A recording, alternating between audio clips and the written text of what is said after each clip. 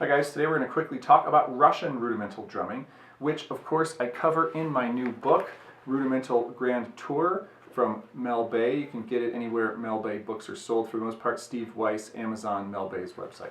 So Russian rudimental drumming is kind of interesting in that a lot of people don't think there is Russian rudimental drumming, which is completely false. Other people say that there's drumming, but they don't have rudiments, which is kind of false. They do in a way, but they don't think about them the same way that Americans do. Russians have had rudimental drumming since at least the 17th century. They sort of absorbed a lot of what the Dutch were doing, then they took some Austrian influence, then they invented some stuff themselves, of course, to have their own thing going. And you get to a really a Russian rudimental style sometime in the 1700s, at the latest. And they definitely have rudiments. They don't think about them the same way, like I said. So we have special names for everything: the flam, the drag, the paradiddle, the whatever. They just kind of really dryly call the rolls by like how many steps it takes to play them when you're marching. And they call all the things with grace notes. The flam is 1 grace note, the drag is 2 grace notes, the 4-stroke rough is 3 grace notes, and they just leave it at that, just the very descriptive how many grace notes there are. And so that's not quite the same as having fancy rudiment names. But they do basically play those rudiments, so you have to say that they do have rudiments. And there are a couple of books in history that talk about the rudiments. By and large, most Russian books just present the music. They don't describe any of the rudiments, but they're there. They have to be there because, of course, the Dutch and the Austrians, who they took influence from, had the rudiments, and so they must exist in the music. A lot of these rudiments are rolls. For example, like what we would consider like a 7-stroke roll, they call a roll in 1 step. And what we would consider a 5-stroke roll, they call a roll in half a step. And so that basically equates to an 8th note for 5-stroke roll, which is the same as like American drumming would typically do. Right? It's not that different. They have, of course, a flam, and that flam is just called Vorschlag, and that just means grace note, like 1 grace note. And when they have a drag or a rough, they call that and excuse my Russian, dvoyki Vorschlag, which means a 2 grace note.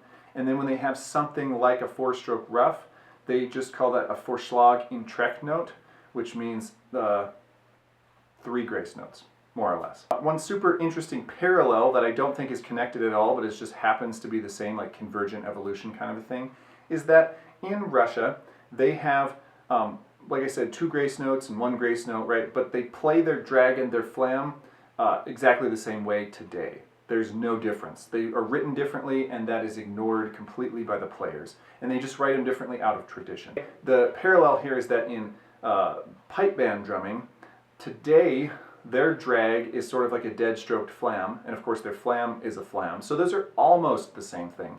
And so at some point you know that they were separate, because otherwise they wouldn't be written separately, and over time they kind of merged together. So there's a book from 1903 that says that in battle they're played the same way, and that implies that out of battle they're played differently. But of course, by the time you get to this century, they're just always played the same way. Of course, we don't really take drums into battle anymore. So the other interesting thing about Russian rudimental drumming is that the Russians actually invented the grosse Zapfenstreich that the Prussians and Germans today make a big deal about in their rudimental military music kind of thing. They took that from Russia, even though it's considered nowadays to be more of a Prussian or German thing. I'm going to play you something, of course, from the 1848 Russian Bugle and Drum Manual. I don't speak Russian. So anyway, I'm going to play it with the drags and flams being different, because I think that maybe is how it would have been played at the time, at least in battle. But today, of course, it wouldn't be. Well, I'm going to take a crack at it.